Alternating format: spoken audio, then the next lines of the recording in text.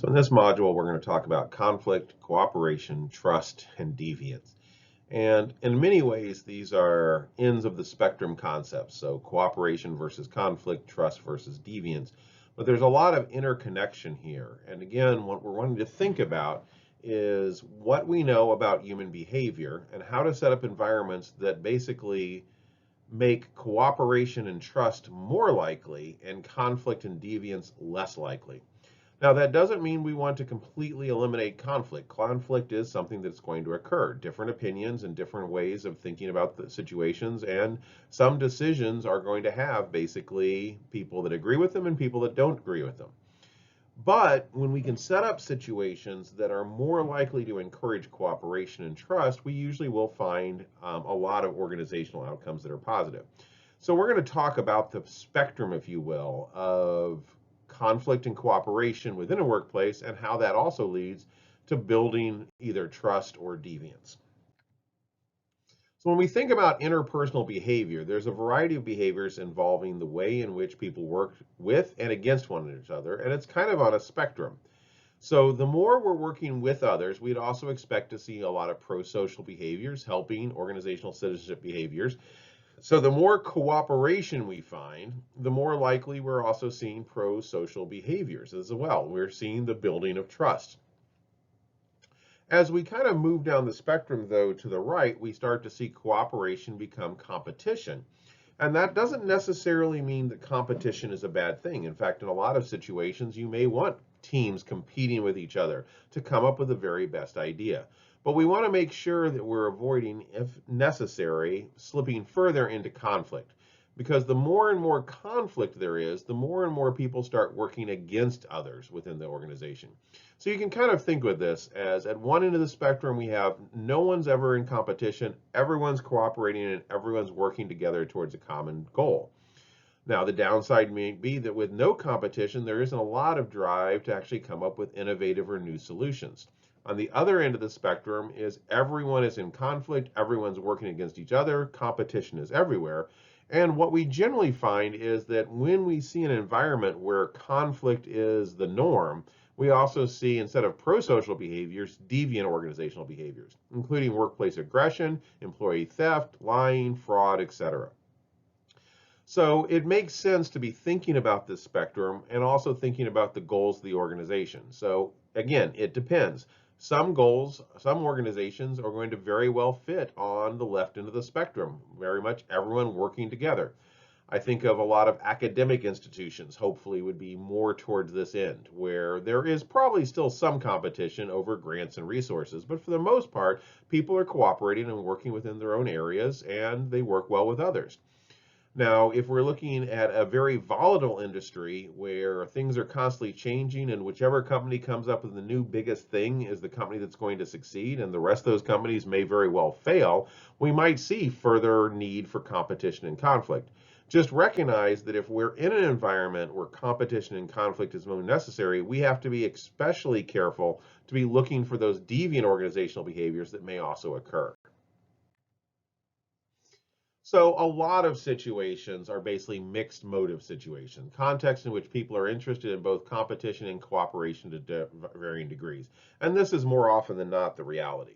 When cooperating with one another, people contribute to attain the same goals they share. However, when competing against one another, people attempt to gain the same goal, which only one can have.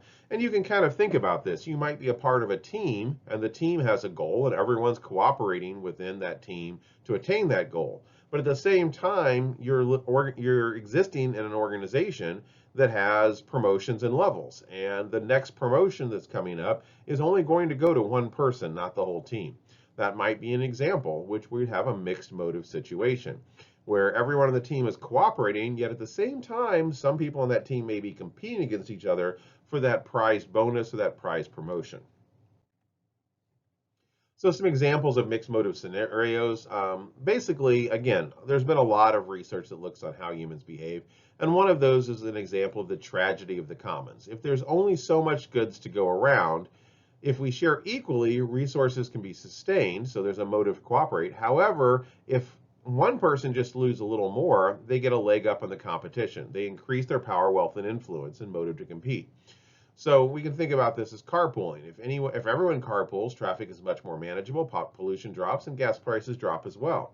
However, it's sure a lot easier to just hop in your car and drive without having to worry about getting people together all in one location to get in the single vehicle to carpool to work. So just recognize that in most situations, we do have competing, if you will, motives. We have the cooperation motive, so there are advantages to cooperation, but there's also advantages to not cooperating. So we need to be aware of how we set up situations within this. The basic idea of the tragedy of the commons, by the way, is it is actually more of a tale or a myth, but it's strongly supported by social psychology. We do tend to think about this, that most situations, if everyone shared equally, there would be no issue. The problem is that whoever doesn't share or asks for a little bit more tends to actually get influenced.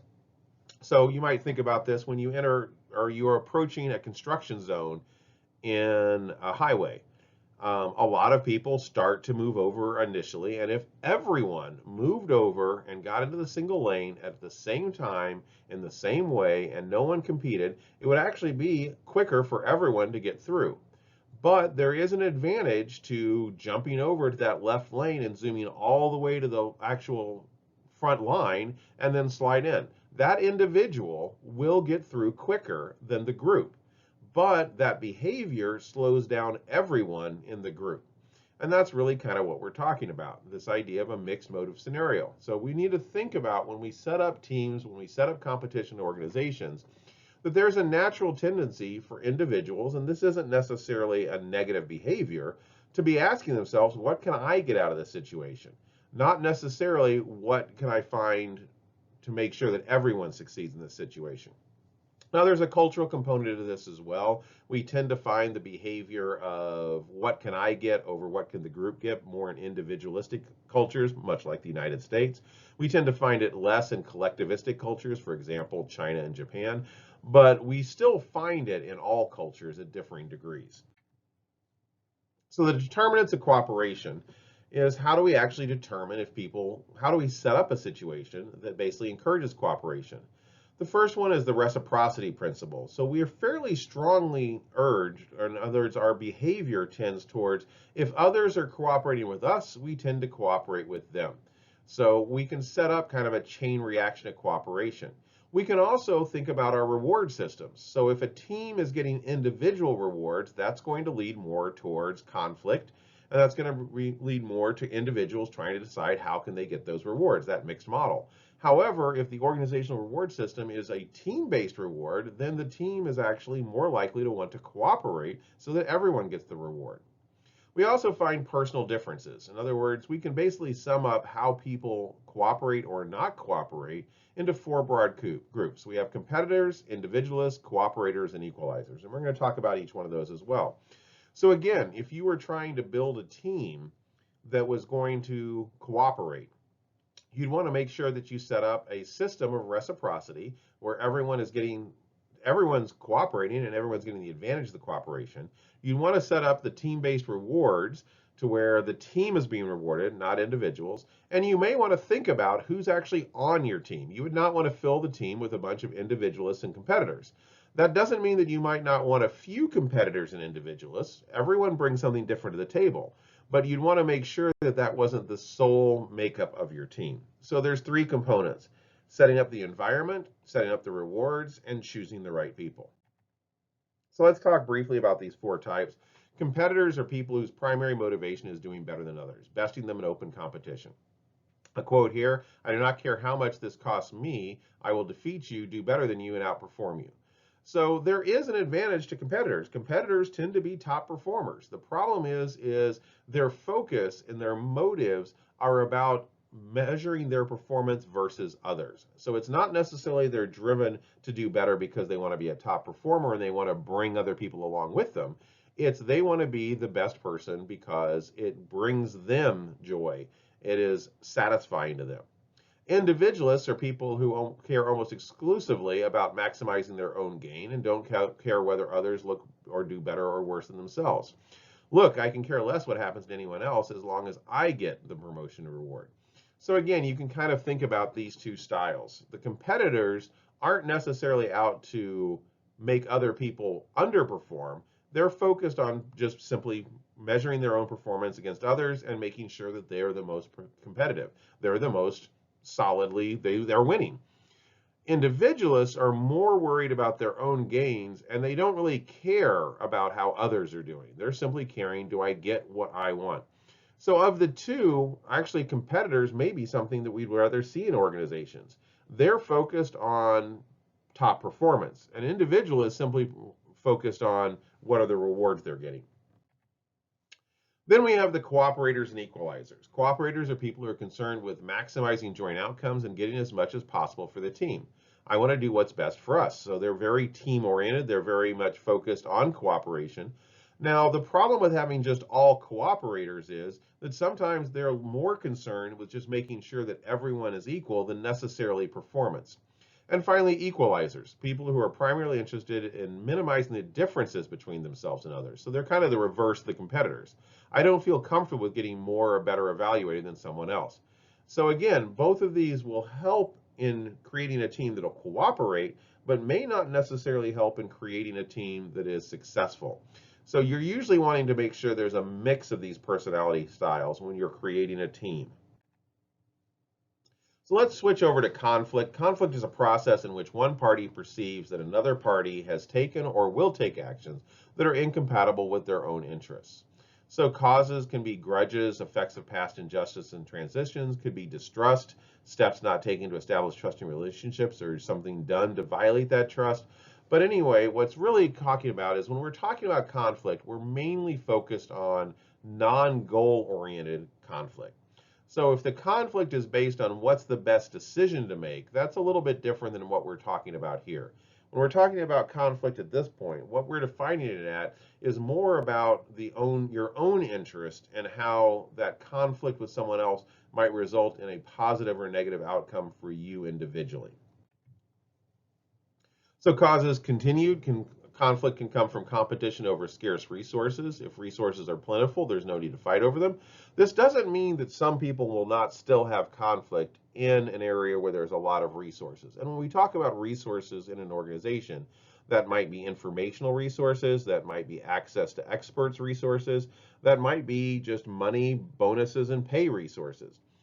There can also be destructive criticism, which can create judges and violate trust. So again, we want to make sure that when we're setting up a team or a group or a management, that we want to encourage that management to be giving constructive criticism.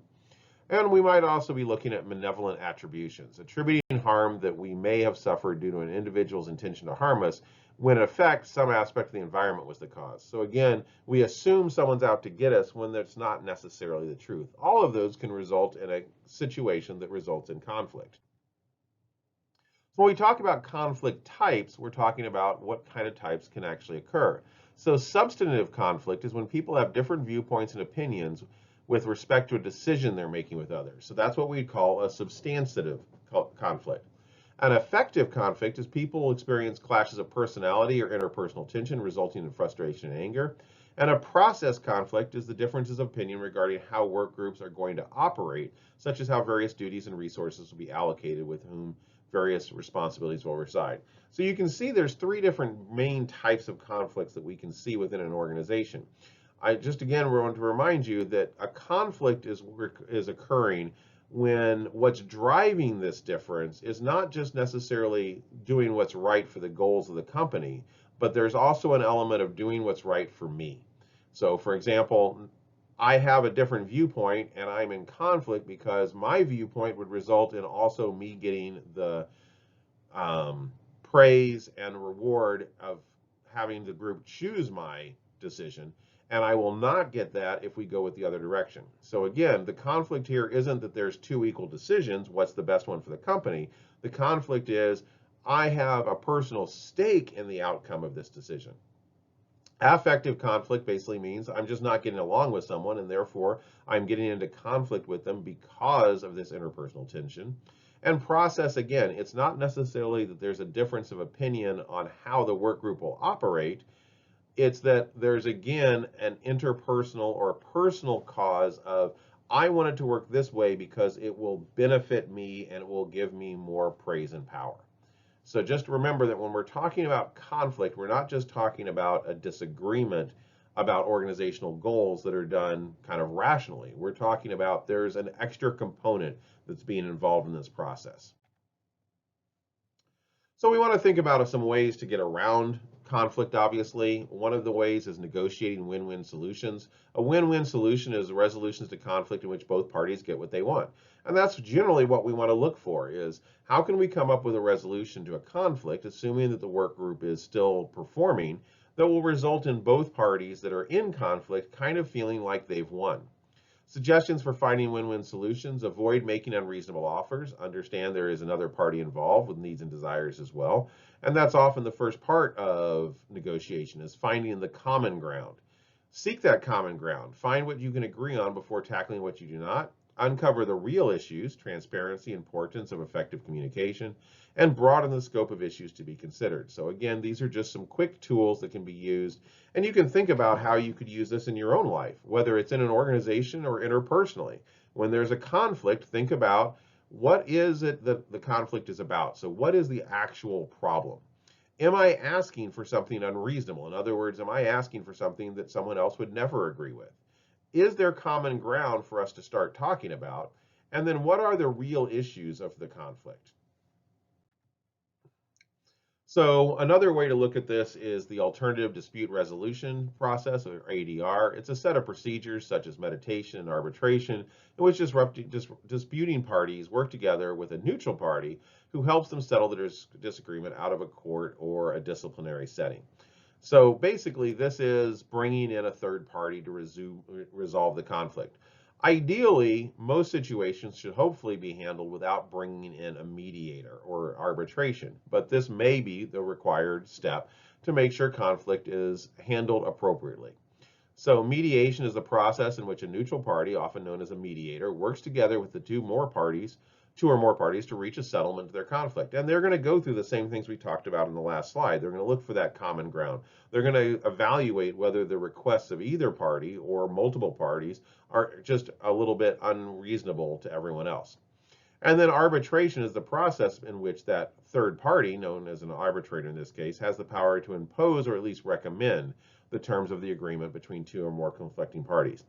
So when we're looking at an ADR situation, the first question we have is it a mediation? In other words, the person is there to help but not to make a final decision, or is it an arbitration where not only are they mediating, but they will make the final choice as far as what the decision is that started the conflict in the first place? So if we're talking about arbitration, that decision is being yielded to a third party. In an organization, that third party may be an actual department within the organization. It may be a manager that has tasked the team to get something done. So there's binding arbitration. The two sides agree in advance to accept the terms set by the arbitrator, whatever they may be. There's voluntary arbitration. The two sides retain the freedom to reject the recommendations. Conventional arbitration: the arbitrator can offer a package of terms he or she wishes, or final offer arbitration. The arbitrator chooses between final offers made by the disputing parties themselves. So what this basically means is the four ways we can look at this is simply A, both parties agree that the arbitrator will make the final decision. That's binding. Voluntary basically means the arbitrator will suggest a recommendation, but the two sides have to agree or disagree with that recommendation. Conventional arbitration: the arbitrator can basically create a package of terms, and then the two sides can determine individually if they agree or disagree with these items. Or final offer: the arbitrator creates a final offer to both sides or multiple sides, and the two disputing parties themselves have to decide whether they accept that offer or not. So I know we're covering a lot, and I definitely suggest that on this particular module, you want to read the book and really get a better feel for the various tools. And also, a lot of these tools are more complex than we're presenting in the slides and are more of just kind of giving you some general ideas of how to handle these situations. So in the next slide, we're going to talk a little bit more about some of the outcomes of conflict and why we want to avoid it in organizations. And I look forward to talking to you then.